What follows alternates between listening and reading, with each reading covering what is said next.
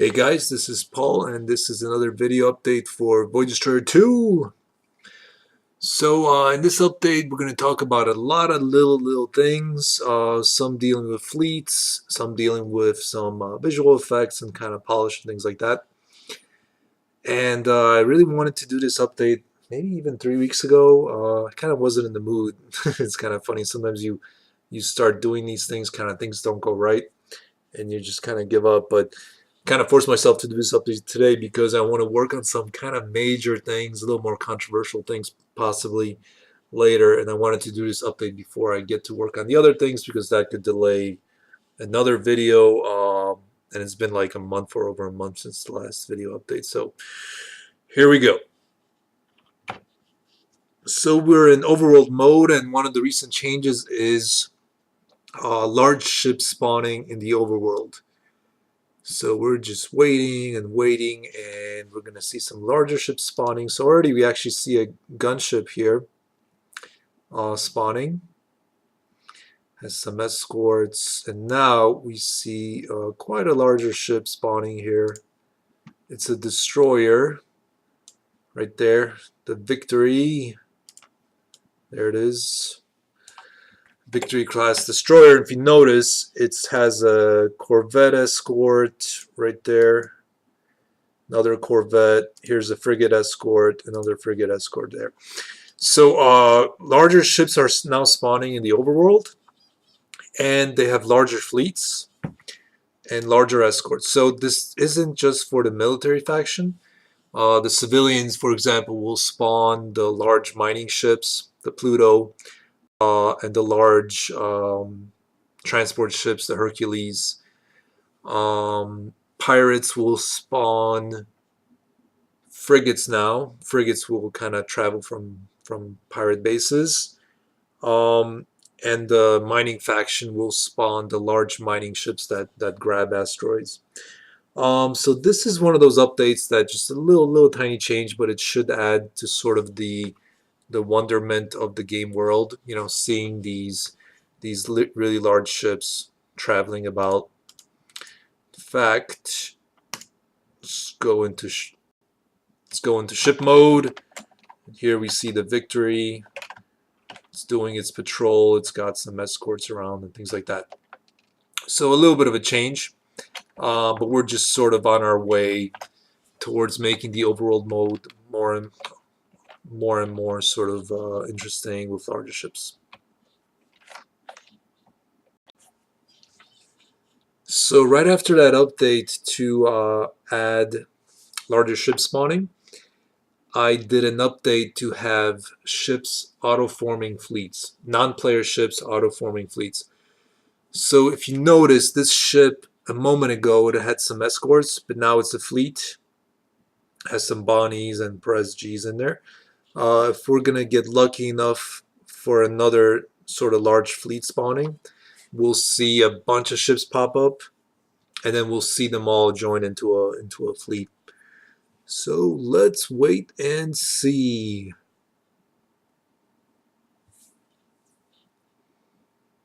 There we go. So we saw this transport ship pop up, and then we saw a bunch of escorts around it, and then we saw it form a fleet. Let's wait for another spawn, hopefully a really nice fleet again.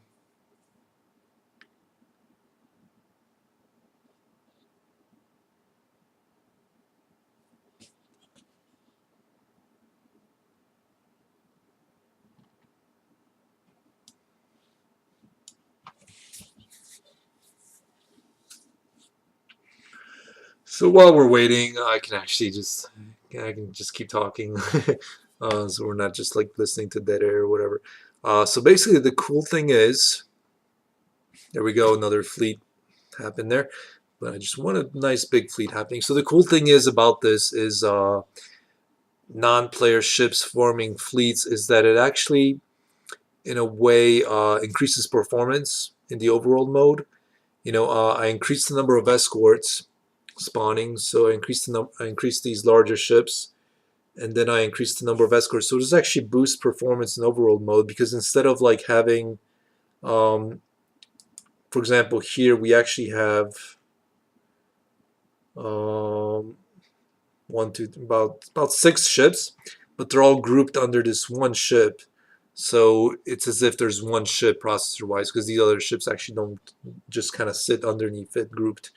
So it's a bit of a performance boost in the overworld mode, where I can have more ships, but technically more ships, but not really taking up performance, not taking up processor cycles and things like that, because they're just when ships are grouped under one ship, it's that only one ship's logic. The other ships are just sort of joined to it.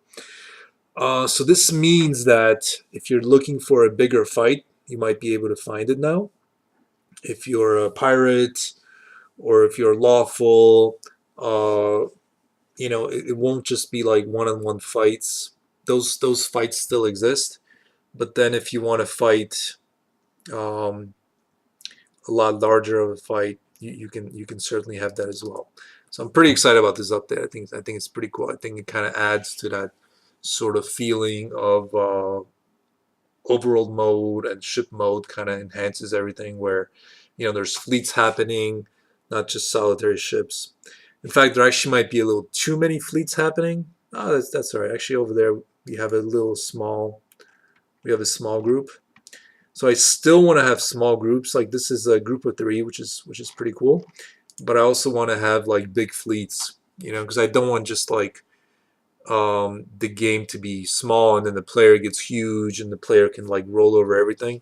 But I want it where there's this sort of stages the player graduates from. First kind of worrying about a single ship or a little group of ships, and then worrying about larger fleets, and then eventually just dominating everything. Um, yeah. So pretty excited about this. Looks like we didn't get that spawn looking for, but I hope you guys are excited about this update too. So I also worked on a bunch of these little quality of life issues. So here we are. We have a fleet of 2 corvettes, 3 heavy fighters, and our frigate here.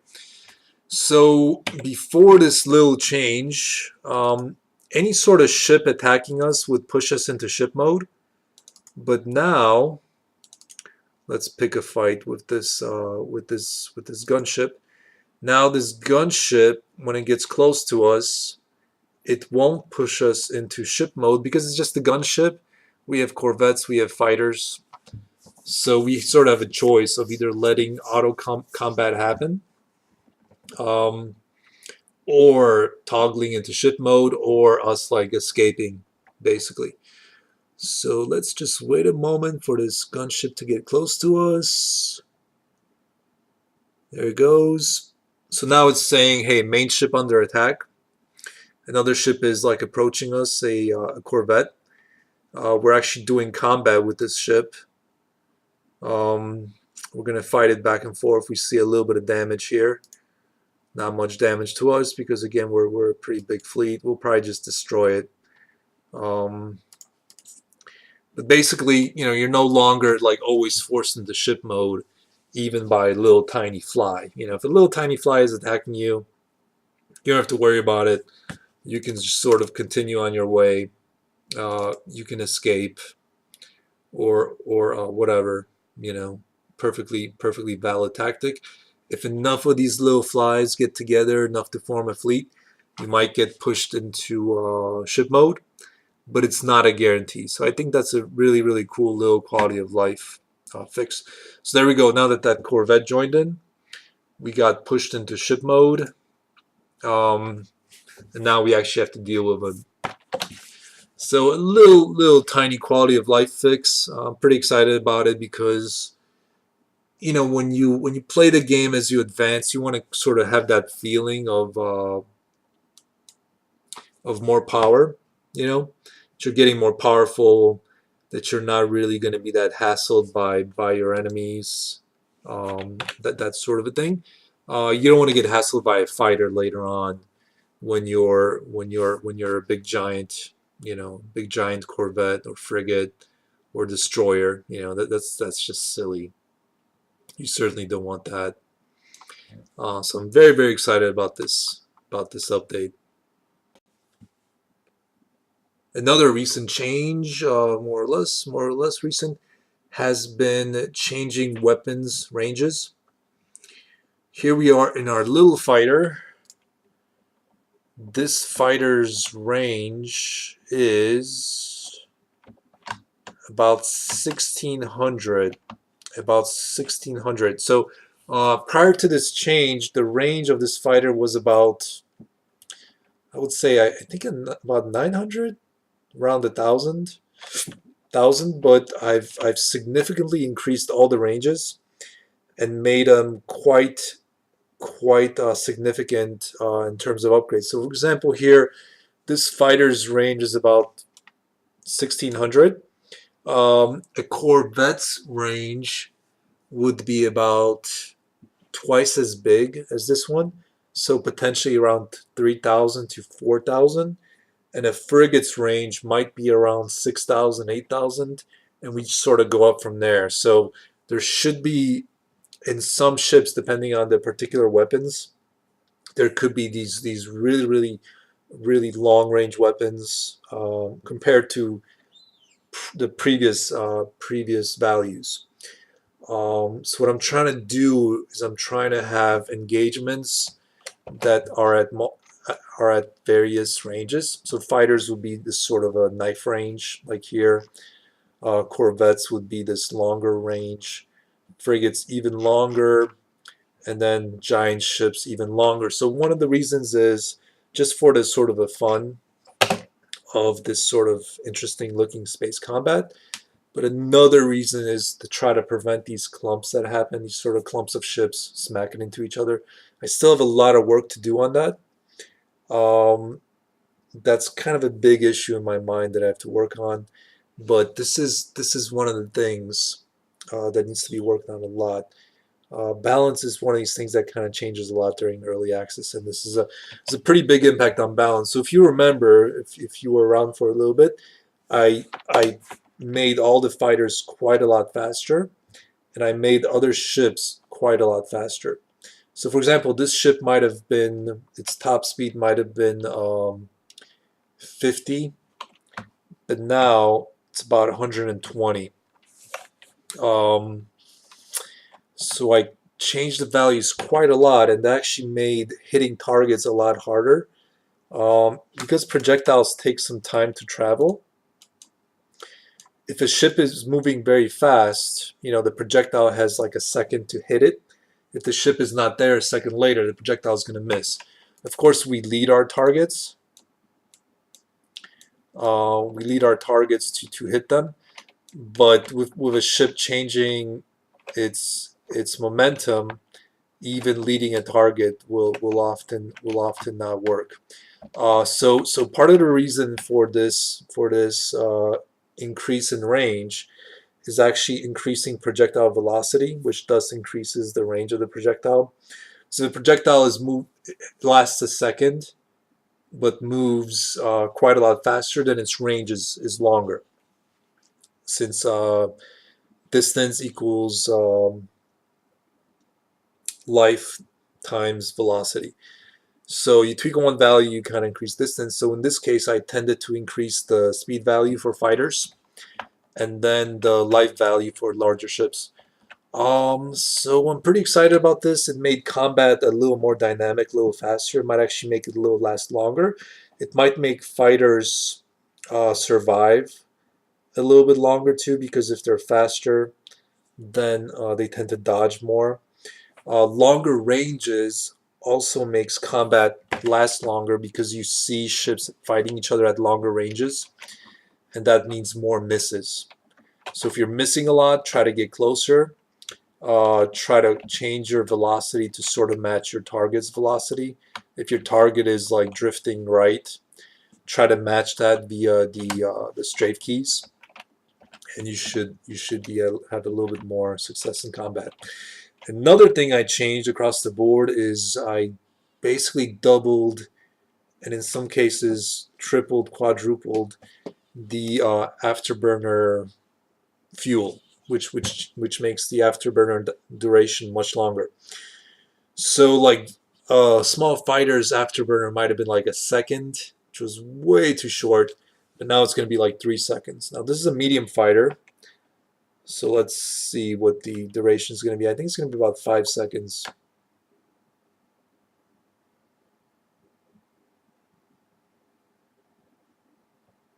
Yeah, about 5 seconds. So this also increases the speed of fighters because they tend to use their afterburners when they're doing their maneuvers, their strafes, their attack runs. But now afterburners are a lot more significant. So before maybe this would be it for an afterburner, but now it will just keep going and going and going.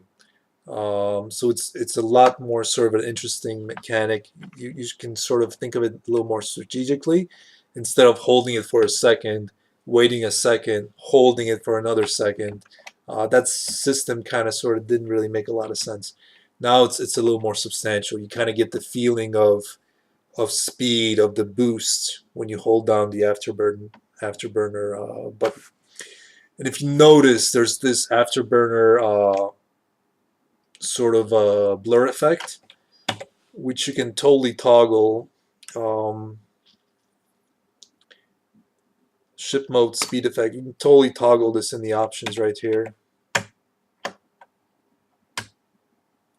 Oh, doesn't work. I gotta see why that doesn't work. Ship mode speed effect. Oh, I probably hit cancel or something. Confirm. There it goes. Yeah, the speed effect is no longer there. So if you hate it, certainly turn it off. But if you like it, there was actually a bug that I fixed that was preventing it from showing. It's kind of funny because it was this weird bug and it wasn't showing for a long time, and I was sort of trying to remind myself to fix it, but I kept forgetting. Another change, little change, but took a long time, is working on damage particles. So here I'm going to damage this Taurus, being careful not to kill it. There it is. So I went across the board, all the ships, and made sure that these damage particles were in the right spot, that they were properly positioned, that they were properly scaled. Some other tweaks like that. I went through all the ships on this. And I think this is a little thing, overall little thing. You might have not even noticed that they weren't there. If you came from Void Destroyer 1 into Void Destroyer 2, nobody really said, hey, where's the damage particles? You guys might have not even noticed that they were missing or not properly placed. But now that they're back, I hope that it just adds that little bit of extra polish for you guys. Let's look at a bigger ship. I tweaked the health values just so I could show you this without having to like blast this for minutes. So here's some damage particles, like it's venting some atmosphere there. It's, fuel caught on fire there, and that kind of stuff. Let's take a look at this other ship. There it is, some explosions, smoke. Whoops, killed it. Killed it by accident. There it goes. Did you guys notice anything different? That's another tweak. I'm going to show you two different ships dying here. Two fighters. Whoops. I'm going to self-destruct both of these fighters and just watch and tell me if you see something different. All right, did you see it? So on this one on the right, this one had the new changes applied, where there were these sort of other explosions happening before the major big explosion. So before, let's explode this ship. Death was kind of like this, kind of sort of boring, where the ship starts drifting, and then after a certain amount of time, it will explode. Now, of course, in combat, it's a little different because in combat, there's like missiles hitting it and projectiles hitting it, so there's already some explosions. But here, when I use self-destruct, you can kind of cut all that sort of noise out. You can just see how it's designed. So this ship just kind of like drifted a little bit and exploded. Now we're going to see two ships side by side. This one is having these little mini explosions happening, and then it's big explosion. So again, little tiny change, little tweak, but it should add to the sort of immersion of the game, a bit of the more enjoyment to it, giving you that extra boost when you destroy a ship.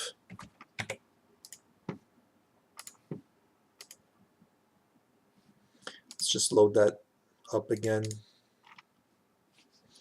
Let's maybe grab some larger ships also.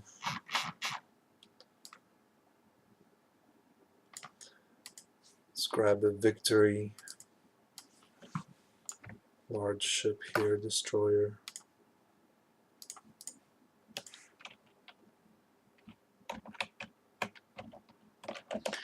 Let's look at these ships side by side.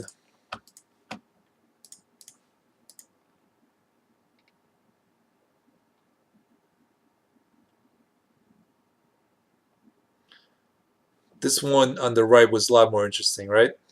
So I hope you guys like this little change. Hope it adds to your enjoyment of the game, seeing your bitter enemy, you know, blowing up, or seeing one of your ships sadly exploding.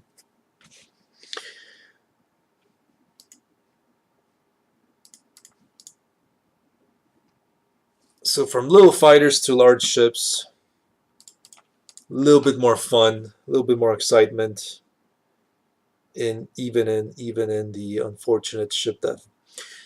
All right, guys. So what else? So I mentioned some controversial changes, right? So what I want to do is start working on balance. Um, start working on balance as far as larger ships are concerned, as far as like the economy is concerned. There's quite a few things that this sort of grabs. One of those things is unit caps. So unit caps are very important towards the game's balance. Without unit caps, it's really, really hard to balance a game because I don't know whether you, the player, might have 10 of a ship or 100 of a ship or 1,000 of a ship. Things like that. I could sort of work on that. I could like say, okay, well, the player has 1,000 ships. Well, let me take the equal amount of ships or 90% of those ships and throw it at the player. That kind of stuff. I could do that, but it has all these other issues along with it, like performance, even running out of memory, crashing, things like that. So unit caps are a very, very important thing. But before we get there, what I want to do is I want to make larger ships more substantial. What does that mean? That means not as easy to come by. So what I want to do is I want to make shipyards. If you notice in the overworld, there's shipyards. I want to make shipyards more useful. I want to make it so when you buy a frigate or above, you actually have to have a shipyard to build it. Now it's not going to hassle you. It's not going to like make you wait for hours to build it, but maybe it'll take like, I don't know, 30 seconds overall time. The point is it won't be instantaneous like it is now, and it'll need something else. It'll need a shipyard. So in case there's no shipyards, um, you'll have a harder time finding larger ships. You might have to do something to get that shipyard. Either if you own a base, you'll build a shipyard, or if you don't own a base yet, you might do something for the faction so that it gets a shipyard. So that would make larger ships a little more substantial. When you get that frigate, I don't want it to be like as similar as when you get a corvette. You click a button, you get a corvette. That's fine. But as far as a frigate, I want it to be a little bit more special. So what I want it to happen is you hit the buy button, then you have to wait a little bit, and then the ship gets delivered to you from a shipyard.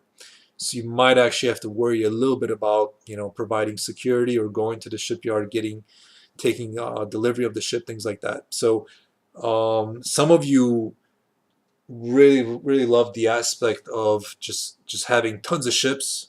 The bigger the better, and that's great. I'd love that, but I also want to push this aspect of larger ships being a little more significant.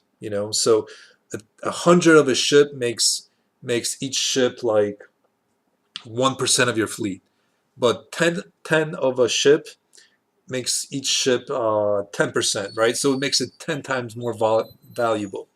So that's one sort of argument towards unit caps, and sort of another argument for making ships more substantial.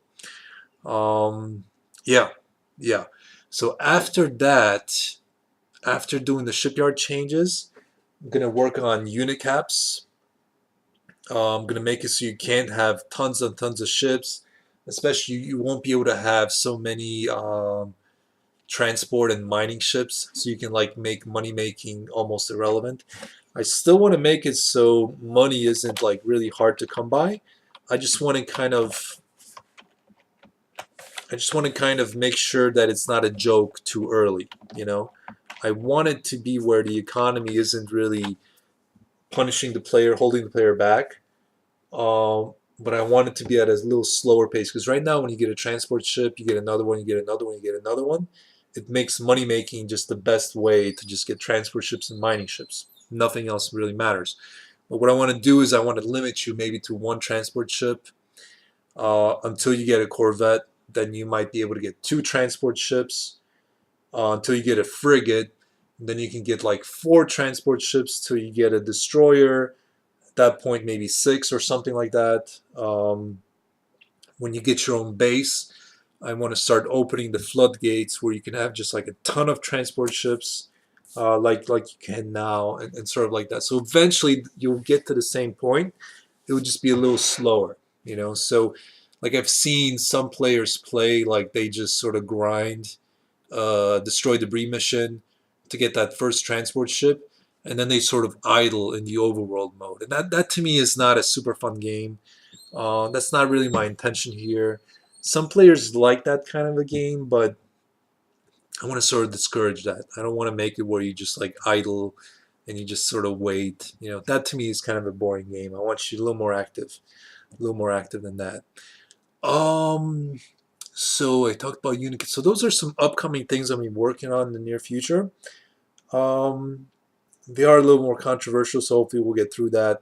I'm always open to feedback, so definitely let me know what you think as the changes come by. Give it a chance.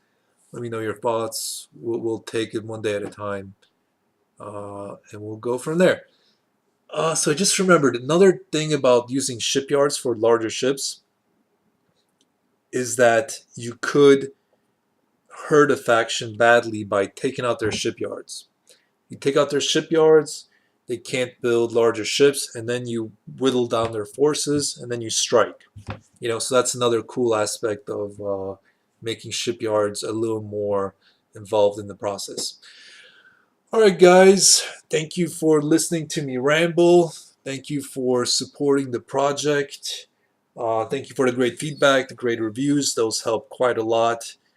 And I'll talk to you guys later.